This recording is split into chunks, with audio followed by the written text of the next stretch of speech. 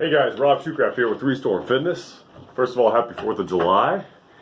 If you're watching this on 4th of July, happy 5th, 6th, and 7th of July too. We'll go ahead and get ahead of things. For those of you who aren't, whatever. Okay. I want to talk today about an article I just read. It came out on StrongerByScience.com by Greg Nuckols, who is one of my favorite. The more and more I read of this guy, and also the other folks behind Stronger by Science and Mass. I've talked about Mass before. It's a premium site. I highly recommend if you're a geek and you want to know about science, the science behind training and nutrition and recovery, and mainly in the weight room. They cover aerobic stuff too. You know, they cover more like endurance sports and things too. But mainly it's for strength and hypertrophy, bodybuilders, powerlifters, strongmen, etc. Strong people. But just a great application of folks who actually train other people, but also have PhDs and master's degrees and know go into. It's a review site. Anyways, I've talked about that before. So this article comes from them. This comes from their free site, Stronger by Science. And I just read it this morning. It came in my mailbox, and it's titled "Hardgainers?" ? Here's my notes here. I don't know if you can see that. My pen ran out of ink, so I'm just kind of hoping I could read what I wrote. What we know about non-responders. Okay, so read the article. I'm just kind of going off of memory here. And if you want the details, actual like scientific details, read what Greg has to say about it. Don't take what I'm saying word for word. But I am going to try to paraphrase what he said. This is more or less his commentary on hard gainers. Hard gainers for one, but really more a difference between a hard gainer and a non-responder. Hard gainers, you know, those people who are just, some people respond much better to muscle growth, hypertrophy training than other folks. In other words, some people can spend just a little bit of time in the gym. As soon as they touch a weight, they start growing, especially if their diet and nutrition and recovery, all that stuff are diet and nutrition. Nutrition, sleep, stress management, all that stuff is in line. Boom, they explode. I'm kind of a little bit that way myself. Like, it didn't take me long to start. It was tough for me to get stronger, but again, I wasn't really training to get stronger. I've never had a problem putting on muscle though. Like, I've never been a hard gainer. Plenty of folks who are though, and there's kind of a difference between those. What this article talks about is those people who are having trouble putting on muscle, and those people who possibly can't. Like, no matter what they do, they're called non-responders. You'll see them in studies. There's always some small group that they don't respond to the training. Now, this could be for a number of reasons. That's mainly what I'm going to talk about, is what his recommendations are. If you find yourself, maybe you've been training for 6 months or 2 years or whatever, and you haven't put on any muscle whatsoever, that's mainly what we're going to talk about. Like, in Greg's words, not almost, I think he actually says everyone responds, everyone gets stronger. Now, in terms of how fast and what you're doing to get stronger and this and that, that's going to vary, but everyone gets stronger when they start training consistently, resistance training consistently, across the board. Aerobic training, like in terms of trying to increase your stamina, maybe training for a 5K, your first 5K or whatever, and trying to get better times and increase your stamina, there are non-responders in that, but what they found, if I'm reading this correctly, is that some folks, when you switch your training up and this and that, you can almost find a way to improve. When it comes to gaining muscle, when it comes to hypertrophy, that's sort of like, that's an area that people are not very familiar with, or there's still a lot of questions, still a lot of question marks. But this comes as no surprise to me, quite frankly. So much goes into hypertrophy. I mean, like I said, some people just have no problem at all putting on muscle. Other folks have a significant issue. I mean, if you're watching this, it might be you. You just cannot seem to gain weight. Now, like I said, there are some genetic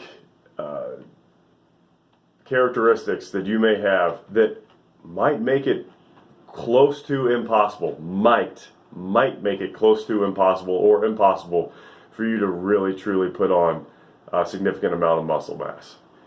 I doubt it, but it is possible. I mean, after all, you know, some things just suck. Some things are just really unfair for people. I mean, you talk about, you know, congenital diseases and allergies and things that people contract over time, or whatever the case may be. Some things, you know, I could sit here and say everybody should eat whole food protein from meat, and they're going to get bigger and stronger. And for most people, that is going to apply. But for some people, they might have some sort of dormant kidney disease, and if they eat a bunch of protein, they're going to screw up their system and die. You know, there's always that, and that's not fair. And that you know, so we're talking about major outliers here. Now, one thing that Greg talks about is, I think they kind of, in the estimated body of work, 10 to 20% of people are non-responders. He thinks that number is significantly lower. So let me talk about that. Like, some things you could do. I happen to believe that, okay, there's probably like a 1 in a million type. This is just me talking. There's a 1 in a million person out there who just truly, no matter what they do, will not put on muscle. And man, I hope that person is never my client, because that will frustrate. I will be punching holes in the wall trying to figure that one out. But I really do think that it's so hard. Hypertrophy for a lot of folks, everything has to be just right, and a lot of folks do not manage all those things. It comes for fat loss too, for the most part. Those two are not the same thing, but they always play together, especially if you have body composition goals, which a lot of people do. For some folks, they do one little thing and everything just starts going in the right direction. And eventually they will plateau and have to figure things out, but whatever. For other folks, everything has to be just right, and that's just the way it is. So these are some things you need to look into. This is like at the very end of his article, he writes these 4 things to kind of make sure you're doing, and I'm just going to share them because I think they're so important. Even if you are, and this I don't think he mentions this, but this would apply to someone who's plateaued. Maybe you've been seeing a lot of great experience in both strength and muscle building, or even aerobic. If you have like endurance goals, these still apply. Sleep, nutrition. So number 1, sleep, nutrition, and stress management. You got to make sure that's in line. Like, that could be that 10 to 20% of non-responders. That right there could be it. Like, that could almost, theoretically, that could cover the entire group right there. It's very hard to control in a study for sleep, nutrition, and stress, and all 3 of those can be huge factors into whether or not you grow muscle. Training alone, for some people, will work. For most people, you got to have more than that. You got to eat your, at least 0.7 grams of protein per pound of body weight. I gave that whole kidney disease. There are, of course, exceptions. Talk to your doctor if you just talk to your doctor. I'll just throw that out. Sleep, you got to get sleep. You have to. I mean, sleep is at least as it's understood, as it's thought to be the time where your body does the most rebuilding, does the most repairs, and when it comes to building muscle, it's going to happen while you're sleeping. Take naps. Sleep more. If you're sleeping like 5 hours a night and you're wondering why you're not growing, try to sleep 8 hours a night. It's easy for me to just say, sleep 8 hours a night. No big deal. Just find 3 hours in your day every day. But realistically, how important is it to you to grow? If putting on muscle is truly a priority, then do something about it and see if that works. Stress management, even harder to control, but it is, if like it or not, it is a factor.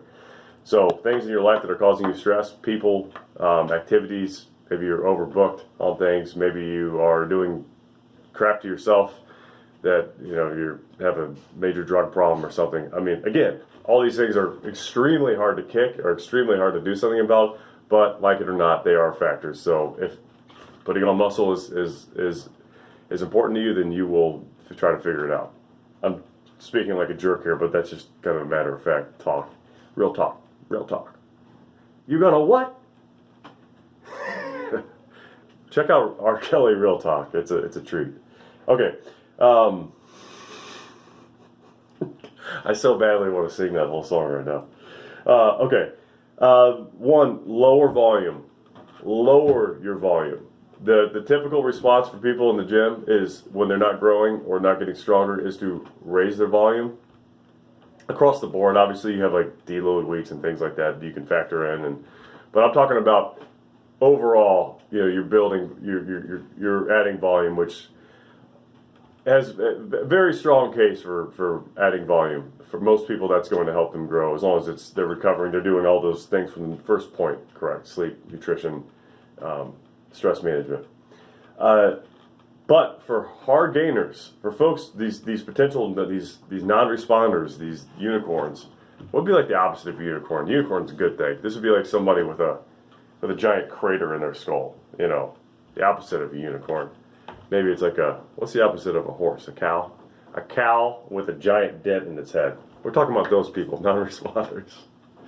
I'm an idiot.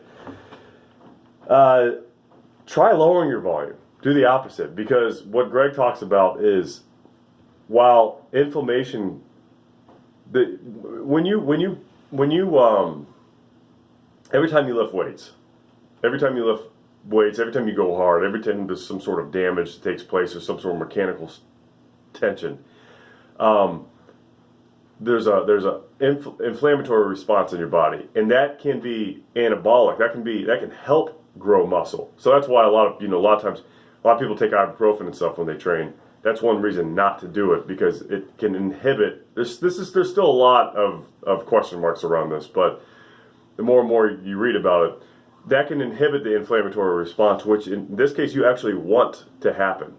Well, there are people, however, who that inflammatory response could potentially inhibit muscle growth. So the things are just kind of twisted up, and what you could do is try a lower volume approach. Easy strength, for instance. Actually, easy strength is high volume, but it's very low intensity. So I guess then you got to talk about are you talking about volume with switch things up. Just don't train as much. If you're doing like 12 sets per body part a week, trying to just push more and more at it, switch to 5 sets per body part a week. That's just an example. 4 sets.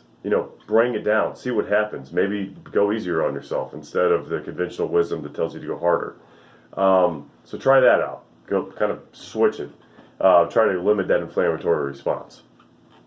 Number 3, also maybe try cold showers and stuff. I mean, that could help. I don't take cold showers after I do a hard workout because even though that's sort of what people think that you're supposed to do, but because that inhibits the inflammatory response, to what degree, we don't really know yet, but I just don't do it. I'll take a cold shower maybe before bed, a couple hours after I work out. But anyways, I'm getting way into the weeds here.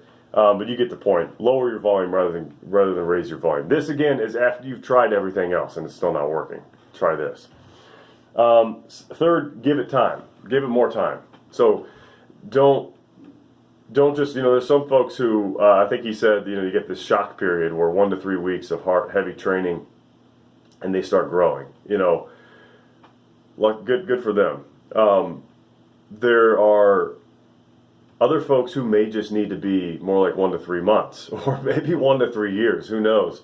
You got to kind of wait. Like your body is just not going to respond the same way that other people's do. Like I said, there's so many weird diseases out there that cause people to cause their bodies to do things in the exact opposite of the way that they're supposed to do it. So why would it not happen? Why would muscle growth be an exclusion? You just got to keep that perspective. Like, you just got some funky wiring going on. So we got to play with it a little bit. Give it some time. Patience. Just be patient. And that's just good advice for anything, really. But give it time. And then lastly, he says, try something new. And this kind of goes with the lower volume approach. But you know, everybody likes to swear by like the 5x5, the like old, you know, Reg Park style training or Mark Ripito. You know, 5x5 works really well for many people. Five sets of 5 reps of a big compound movement, and there's million different ways to structure that. Works real well for a lot of people. They get stronger and they put on muscle. It's a win-win, and you could ride that progression for a real long time. Although it's pretty boring, in my opinion. But it, you know, whatever, it works for a lot of people. That might not work for you. Try. I think he gives an example of try like 20 rep sets. You know, try incorporating more explosive, more like dynamic training. Try really heavy stuff. You know, assuming that, you know, number 2 is accounted for, the inflammatory response. This is just good for anybody. This is good for, and again, like a lot of this just is good for anybody stuck on a plateau. So, okay, I wanted this video to be short, but I think it's really important to talk about. It's an important talking point. It's very interesting to me that there could actually be people out there who literally just cannot grow. Because a lot of times I just say eat more. You got to eat more. Like unfortunately, I'm training this guy who he's a farmer, so he works his tail off. He does jujitsu with me, and he lifts weights 4 times a week, and cannot put on muscle. And when I was training him, I was like, dude, I hate to say this. And I know you're sick of hearing this. He was educated. Like he's really would go out there and look stuff up and read about things, and he knew a lot about training and a lot about nutrition. And I said, I'd hate to tell you this because I know you've heard it before, but you got to eat more. You just got to eat more. Just add 200 calories for a couple weeks. See where you are. Add another 200 calories. See where you are. Add another 200. He's like, dude, I eat so much. I could talk about this for a while. We kind of move stuff around. I'm not an RD, you know, so I don't overstep my boundaries. I like to just tell people what I would do in their situation. But the point is, just the other day, he talked to me. He's like, hey man, I'm finally, because I stopped training him after it's a long distance type thing, and it just got hard. But we kept in touch, and he's like, I'm finally gaining weight. He's like, what does he weigh? I think he's 165, and he's eating 4,700 calories a day, and he's finally starting to gain weight. 4,700 good, solid, like whole food calories, and he's putting on weight. So he's like, I found it. He's like, I want to, like, if I eat any more, I'm going to puke, but I found my sweet spot. So, you know, we went from starting at 3,500 calories. He's worked his way all the way up to 4,700. So guys, folks out there, I'm going way off on the rails here, but folks out there who think you can't put on weight, you know, I won't give his name, but he's an example. Like, is it fair that you are 165 pounds and have to eat 4,700 calories to put on muscle? I don't know. I think it sounds kind of fun, but no, it's a lot. It's a lot of work, but it's possible. Don't tell me you can't gain weight unless you're one of these cows with a dent in his head, one of these non-responders. Maybe you actually can't. But try all this stuff. Pay attention to the science out there. Maybe if you're not going to pay attention to my channel, I highly recommend folks like Greg and Stronger by Science and Mass. I'll put a link to both of them. I'll put a link to this article down below, and I'll put an affiliate link to Mass. If you sign up, I get paid a little bit, you know, whatever. All right, guys, that's enough. Happy 4th of July. I'll make a couple more videos here, and I'll talk to you later.